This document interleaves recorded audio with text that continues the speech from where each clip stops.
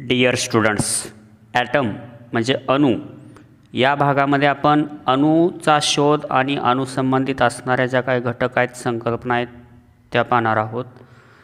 आता एकंदरीत अणू म्हणजे काय? प्रत्येक पदार्थाचा किंवा मूलद्रव्याचा अगदी लहानात लहान कण म्हणजे अणू होय थोडक्यात. म्हणजे atom is the smallest particle of element or matter. मग आता ह्याचा शोध कसा लागला किंवा यानंतर त्याच्याशी संबंधित असणाऱ्या ज्या संज्ञा आहेत त्या या अणूच्या अभ्यासामध्ये येतात. कारण अणू हा एक सगळ्यात महत्त्वाचा घटक यासाठी आहे की एकंदरीत जे आपल्या आसपास असणारे सगळे पदार्थ आहेत ते ज्या मूल लहानात लहान कणापासून बनलेले आहेत ते कण म्हणजेच अणू. अणूचा अभ्यास करण्यासाठी आपल्याला पदार्थ म्हणजे मॅटर हे ज्या मूळ कणापासून बनलेले असतात त्याचा अगोदर विचार करावा लागेल. मॅटर पदार्थ हे एलिमेंट्स म्हणजे मूलद्रव्यापासून बनलेले असतात. आता ह्या एलिमेंटचा म्हणजेच प्रत्येक पदार्थाचा, मग तो पदार्थ सॉलिड, लिक्विड, गॅस, स्थायू, द्रव, वायू अशा कोणत्याही अवस्थेत असेल तर त्या मूलद्रव्याचा म्हणजेच पदार्थाचा जो स्मॉल पार्टिकल म्हणजे अगदी लहानात लहान कण म्हणजेच अणू असतो. आता प्रत्येक पदार्थ मग स्थायू, द्रव, वायू म्हणजे वायू पदार्थ असतील त्यालासुद्धा अणू ॲटम असतील. म्हणजे प्रत्येक पदार्थांचे अगदी अतिसूक्ष्म कण जे की आपण उघड्या डोळ्यांनी पाहू शकत नाही असे अतिसूक्ष्म कण म्हणजेच थोडक्यात अणू असतात. तर या अणूबद्दल आपल्याला जाणून घ्यायचं आहे. हेच पदार्थ अतिसूक्ष्म कणापासून बनलेले असतात म्हणजेच अणूपासून बनलेले असतात. त्याचं एक उदाहरण आपण पाहूया. उदाहरणार्थ हा खडू असेल. जेव्हा आपण फळ्यावरती लिहितो तेव्हा ह्या खडूचे जे अतिशय लहान लहान कण आहेत ते या फळ्यावरती चिकटतात. म्हणजे हे अतिसूक्ष्म कण जे आहेत ते खडू या पदार्थाचे आहेत. जेव्हा आपण याला पुसतो तेव्हा हेच कण आपल्या ह्या बोटाला चिकटतील. आता हे जे कण आहेत ते या खडूचे लहानात लहान कण आहेत म्हणजेच त्या पदार्थाचे लहानात लहान कण आहेत. आता हे जे कण आहेत ते जेव्हा आपण अशा प्रकारे प्रेस करू तेव्हा ते आता इतके लहान होतील की जे आपल्या उघड्या डोळ्यांना दिसू शकत नाहीत. म्हणजे थोडक्यात काय, हा खडू अतिसूक्ष्म कणापासून बनलेला आहे. जसं की प्रत्येक पदार्थ हा अतिसूक्ष्म कणापासून बनलेला असतो आणि हा अतिसूक्ष्म कण म्हणजेच अणू होय. अणू atom is the smallest particle of an element or matter. म्हणजे प्रत्येक पदार्थाचा किंवा मूलद्रव्याचा लहानात लहान कण म्हणजेच अणू होय थोडक्यात. आता हा अणू जो आहे त्या अणूपासून पुढे रेणू तयार होतात आणि त्या रेणूपासूनच द्रव्य म्हणजेच पदार्थ स्थायू, द्रव, वायू, सॉलिड, लिक्विड, गॅस असा कोणताही पदार्थ तयार होतो. ॲटम त्यापासून पुढे मॉलिक्युल्स तयार होतात. या मॉलिक्युल्सपासून पुढे मॅटर तयार होतात. आता याचा अभ्यास म्हणजे अणूचा अभ्यास करण्याची सुरुवात इसवी सन पूर्व 6व्या शतकामध्ये महर्षी कणाद यांनी केली. आता त्यांनी सांगितलं की जे लहानात लहान अतिशय लहान कण आहेत प्रत्येक पदार्थाचे जे की इनडिव्हिजिबल पार्टिकल्स असतील त्याला त्याने परमाणू हे नाव दिलं. इनडिव्हिजिबल याचा अर्थ अविभाज्य कण की ज्याचं विभाजन म्हणजे दोन समान भाग किंवा ज्याला डिवाइड करता येत नाही असे लहान कण त्यांना त्यांनी परमाणू हे नाव दिलं. त्यानंतर पुढचे शास्त्रज्ञ जे होते त्यांचं नाव आहे डेमोक्रिटस. इसवी सन पूर्व 6व्या शतकामध्ये त्यांनी अणूचा अभ्यास केला. त्यांनी smallest particle of matter atom असं नाव दिलं त्याला. म्हणजे पदार्थाचा जो लहानात लहान कण आहे त्या कणाला त्यांनी ॲटम असं नाव दिलं. आता ग्रीक भाषेत ॲटमॉस मीन्स इनडिव्हिजिबल म्हणजे अविभाज्य, ज्याचं विभाजन करता येत नाही म्हणजेच तो ॲटमॉस असेल आणि त्यावरून हे ॲटम नाव घेतलेलं आहे. त्यानंतर पुढचा शास्त्रज्ञ डाल्टन्स ॲटॉमिक थेअरी म्हणजे डाल्टन या शास्त्रज्ञाने अणूचा सिद्धांत मांडला आणि हा 1808 साली. आता डाल्टनच्या म्हणण्यानुसार प्रत्येक पदार्थाचा जो लहानात लहान कण आहे म्हणजेच very small and individual particles, म्हणजे अतिशय लहान आणि अविभाज्य कण असतात ते म्हणजे त्याचे अणु होय. त्यांनी असंही सांगितलं की atom neither created nor destroyed, म्हणजे अणु निर्माण करता येत नाहीत किंवा ते नष्टही करता येत नाही, ते आपण तयार करू शकत नाही आणि त्याला संपवू शकत नाही. त्यानंतर पुढे atom of an element are alike. आता एक मूलद्रव्य तुम्ही घेतलं, कोणतंही एक मूलद्रव्य 119 पैकी कोणतंही मूलद्रव्य घेतलं तर त्या मूलद्रव्याचे एलिमेंटचे सर्व ॲटम म्हणजे अणू एकसारखे असतात, म्हणजे कोणत्याही एखाद्या मूलद्रव्याचे अणू हे एकसारखेच असतात. त्यानंतर त्यांनी पुढचा पॉईंट असा सांगितला की take part in a chemical reactions, means अणू हे रासायनिक अभिक्रियेत भाग घेतात, म्हणजे रासायनिक अभिक्रिया या अणूमुळे घडून येतात. आणि त्याने एकंदरीत सांगितलेला जो पार्टिकल आहे तो डाल्टन्स ॲटॉमिक मॉडेल, म्हणजे तो अशा प्रकारे अणू असतो असं त्यांच्या म्हणण्यानुसार. डाल्टन नंतर अणूचा अभ्यास केला तो म्हणजे थॉम्सन या शास्त्रज्ञांनी, आणि त्यांनी थॉम्सन्स ॲटॉमिक मॉडेल म्हणजे थॉम्सनचा अणुसिद्धांत.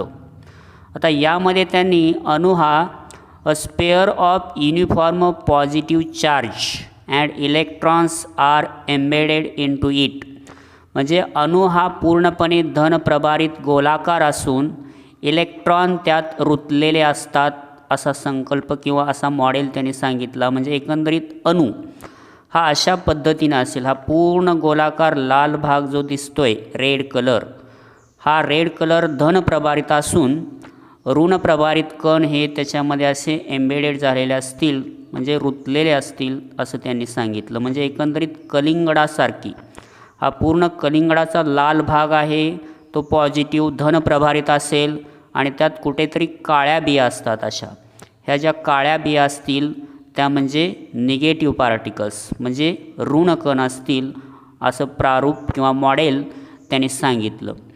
त्याचप्रमाणे अणू हा उदासीन असतो, कारण त्यामध्ये जेवढे धनप्रभार आहेत तेवढेच ऋणप्रभार असतात. म्हणजे हा पॉझिटिव्ह चार्ज हा रेड कलर जेवढा आहे चार्ज तेवढाच हा ब्लॅक कलर म्हणजेच निगेटिव्ह पार्ट असेल, म्हणजे जेवढे पॉझिटिव्ह तेवढेच निगेटिव्ह, म्हणून हा न्यूट्रल उदासीन असेल. Means neutral because total positive charge equal to total negative charge. त्यानंतर मास म्हणजे अणूचं वस्तुमान युनिफॉर्मली डिस्ट्रीब्युटेड, म्हणजे त्याने असं सांगितलं की एकंदरीत त्या अणूचं वस्तुमान हे एकसमान सगळीकडे विस्तारलेले असेल, म्हणजे एवढा अणूचा आकार जेवढा असेल तेवढ्या भागात त्याचं पूर्ण वस्तुमान पसरलेलं असेल असं त्यांनी प्रारूप किंवा मॉडेल सांगितलं. आता जे थॉम्सन किंवा यांच्या सिद्धांताचा सगळ्यात महत्त्वाचा घटक किंवा शोध म्हणजे डिस्कवरी ऑफ इलेक्ट्रॉन, म्हणजे निगेटिव्ह पार्टिकल्स म्हणजे इलेक्ट्रॉनचा म्हणजेच ऋणकणाचा शोध कोणी लावला असेल तर तो शास्त्रज्ञ आहे जे थॉम्सन. थॉम्सन नंतर पुढे अणूचा अभ्यास केला तो म्हणजे रुदरफोर्ड या शास्त्रज्ञांनी, आणि त्यांनी रुदरफोर्ड्स ॲटॉमिक मॉडेल हे 1911 म्हणजे 1911 साली मांडलं. त्यालाच आपण रुदरफोर्डचा अणुसिद्धांत असंही म्हणतो. आता रुदरफोर्डने अणूचा अभ्यास करत असताना किंवा अणूचा सिद्धांत सांगायच्या अगोदर एक प्रयोग केला आहे त्यांनी.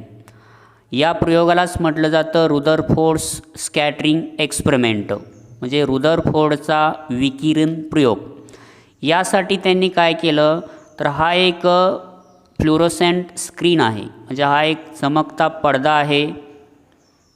ह्या पडद्याच्या बरोबर मध्यभागी एक गोल्डन फॉईल म्हणजे एक सुवर्णपत्री म्हणजे सोन्याचा अतिशय पातळ पत्रा की ज्याची जाडी 10⁻⁻⁴ mm असेल, म्हणजे अतिशय लहान पातळ पत्रा बरोबर मध्य ठिकाणी ठेवला. आणि याच्यावरती अल्फा पार्टिकल्स म्हणजे अल्फा ह्या प्रकाश किरणाचा मारा केला. आता अल्फा हे पॉझिटिव्ह पार्टिकल्स आहेत, म्हणजे अल्फा हे धनप्रभारित कण आहेत. हे एका बॉक्समधून बरोबर त्यांनी त्या सोन्याच्या पत्र्यावरती पाठवले, आणि हे पाठवल्यानंतर त्यांना काही निरीक्षणे किंवा ऑब्झर्वेशन्स हे खालील प्रकारे किंवा पुढील प्रमाणे दिसले. Most of the alpha particles goes straight line, म्हणजे बहुसंख्य अल्फा कण हे सरळ रेषेत पुढे गेले. म्हणजे आता यातून येणारे असंख्य अल्फा कण असतील हे पुढे सरळ ह्या सोन्याच्या पत्र्यावर पडले आणि त्यातील बरेचसे कण हे पुढे सरळ गेले, ह्या पडद्यावरती त्यांना दिसले. पुढे हा चमकता पडदा आहे की ज्यावर पडलेले हे किरण दिसतील. म्हणजे बहुसंख्य जास्तीत जास्त जे अल्फा कण होते किंवा किरण होते ते सरळ रेषेत पुढे गेले. त्यानंतर त्यांना असे दिसलं की small number of alpha particles deflected, त्यापैकी काही अल्फा कण अगदी लहान कोणामध्ये त्यांचं विचलन झालं. अगदी लहान कोणामध्ये म्हणजेच हे सरळ आले, थोडेसे ते वळले, थोडेसे विचलित झाले, म्हणजे त्याचं डिफ्लेक्शन झालं. म्हणजे काही कणांचं डिफ्लेक्शन झालं. त्यानंतर त्यांना थर्ड ऑब्झर्वेशन असं पाहायला मिळालं की smaller number of alpha particles deflected in large angle, म्हणजे काही अल्फा कण जास्त कोनातून विचलित झाले. म्हणजे अशा प्रकारे जास्त प्रकारे किंवा जास्त कोनातून ते विचलित झाले. अशा प्रकारे ते एका ठिकाणाहून दुसऱ्या ठिकाणी जाताना ते सरळ रेषेत न जाता मॅक्झिमम अँगलमध्ये ते डिफ्लेक्शन झाले, विचलित झाले. आणि चौथा जो ऑब्झर्वेशनचा पार्ट आहे निरीक्षण, तो म्हणजे very few alpha particles back in direction to original path, म्हणजे त्यापैकी फारच थोडे अल्फा कण स्रोताच्या दिशेने परत आले. म्हणजे साधारण 1 आउट ऑफ 20,000 पार्टिकल्स, म्हणजे ह्यापैकी 20,000 कणापैकी एखादाच कण त्याच दिशेने विरुद्ध आला, म्हणजे बॅक साईड पाठीमागच्या दिशेने परत फिरून आला.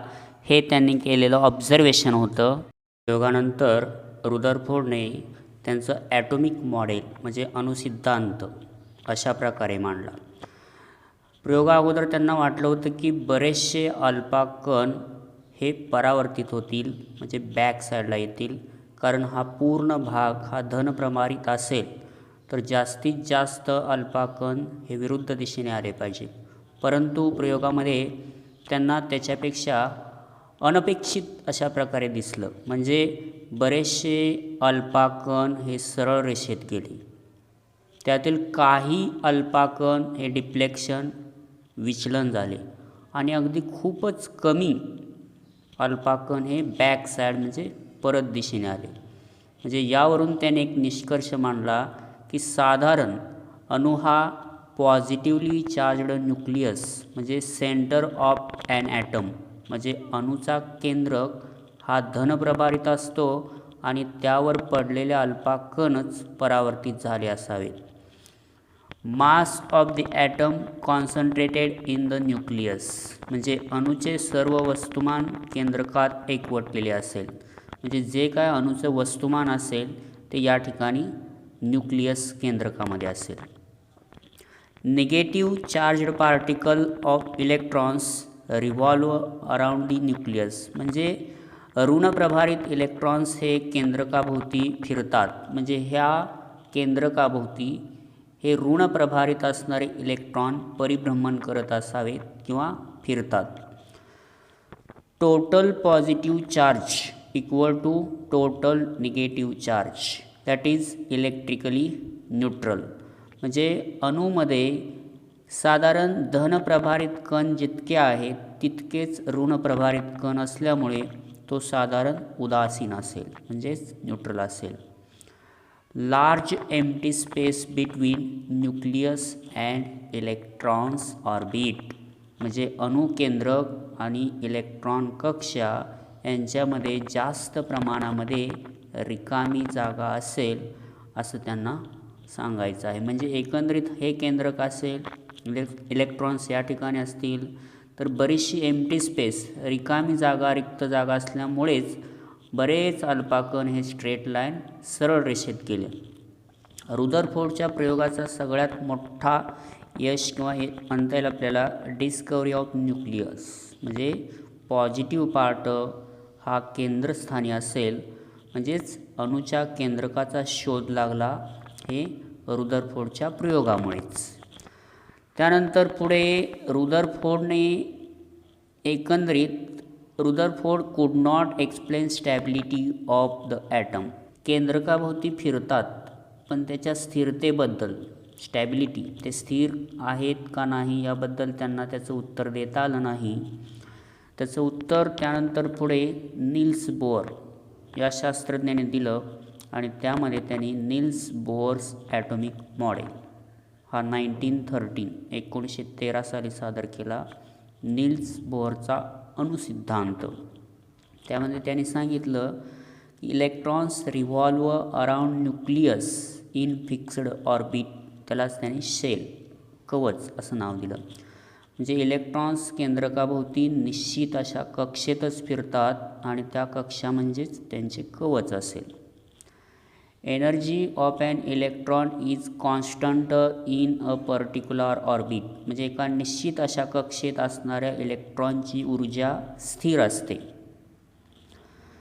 While revolving around the nucleus in an atom, electron does not loss or gain energy. म्हणजे एकाच कक्षेत फिरत असताना इलेक्ट्रॉन ऊर्जा शोषण करत नाहीत किंवा उत्सर्जन करत नाहीत, म्हणजे घेतही नाहीत आणि देतही नाहीत. Electron jump from inner orbit to outer orbit, they absorb energy. म्हणजे एखाद्या इलेक्ट्रॉनला आतील कक्षेतून बाहेरील कक्षेत जायचं असेल तर ते त्यांच्यातील फरकाइतकीच ऊर्जेचं शोषण करतात. Electron jumps from outer orbit to inner orbit, they emit energy. म्हणजे एखाद्या इलेक्ट्रॉनला बाहेरील कक्षेतून आतील कक्षेत जायचं असेल तर त्यातील फरकाइतकी ऊर्जा उत्सर्जित करावी लागते, म्हणजे बाहेर टाकावी लागेल. म्हणजे एकंदरीत या ठिकाणी मध्यभागी न्यूक्लियस केंद्रक असेल की ज्याच्यावरती धनप्रभार असेल आणि त्याभोवती अशा कक्षा असतील. त्या कक्षामध्ये के, यल, यम, यन म्हणजे अशा प्रकारे नाव आहेत त्याला. 1 नंबरची कक्षा के असेल, 2 नंबरच्या कक्षेचं नाव यल असेल, 3 नंबरच्या कक्षेचं नाव यम असेल आणि 4 नंबरची कक्षा म्हणजे यन असेल.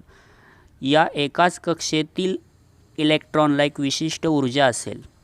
म्हणजे केमध्ये असणारी ऊर्जा वेगळी, यलमध्ये असणाऱ्या इलेक्ट्रॉनकडे असणारी ऊर्जा वेगळी, यमकडे असणाऱ्या इलेक्ट्रॉन्सकडे असणारी ऊर्जा वेगळी.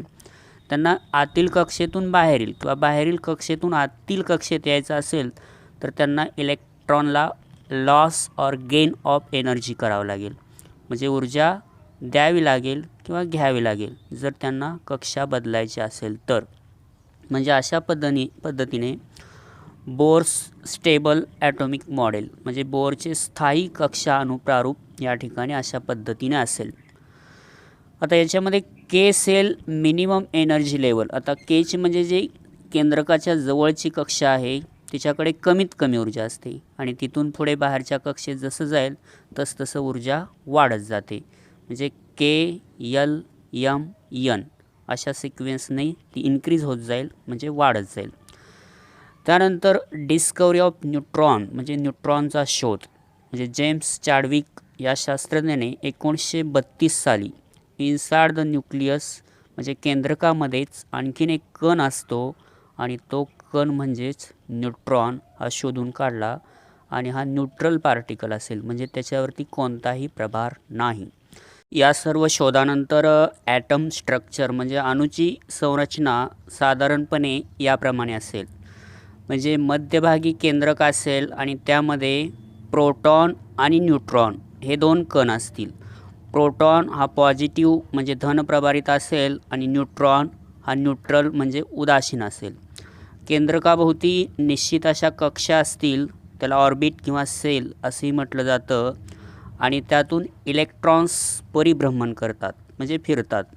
म्हणजे एकंदरीत अशा प्रकारे न्यूक्लियस त्याच्यामध्ये प्रोटॉन, न्यूट्रॉन हे 2 घटक असतील आणि केंद्रकाभोवती कक्षा आणि कक्षेतून फिरणारे इलेक्ट्रॉन्स. म्हणजे आत्तापर्यंतच्या शोधानंतर अणूची रचना ही साधारणपणे अशा पद्धतीने असेल. अणू, ॲटम म्हणजे अणू. या अणूचे 2 भागात विभाजन होईल. एक म्हणजे न्यूक्लियस केंद्रक आणि दुसरा आहे सेल म्हणजे कक्षा. केंद्रकामध्ये न्यूक्लियसमध्ये आहे प्रोटॉन आणि न्यूट्रॉन, आणि सेल किंवा ऑर्बिट कक्षेमध्ये फिरतात ते म्हणजे इलेक्ट्रॉन. प्रोटॉन P+ या सिम्बॉलने लिहितात, न्यूट्रॉन N आणि इलेक्ट्रॉन E-. प्रोटॉनवरती पॉझिटिव्ह धन प्रभार आहे, न्यूट्रॉन हा उदासीन म्हणजेच न्यूट्रल आहे, आणि इलेक्ट्रॉनवरती ऋण प्रभार म्हणजे निगेटिव्ह चार्ज असतो. मास म्हणजे वस्तुमान, प्रोटॉनचं वस्तुमान हे 1 डाल्टन आहे, न्यूट्रॉनचं हे जवळपास तितकंच आहे म्हणजे 1 डाल्टन, आणि इलेक्ट्रॉनचं वस्तुमान mass of electron is 1/1840 Dalton, means 0.00055 Dalton.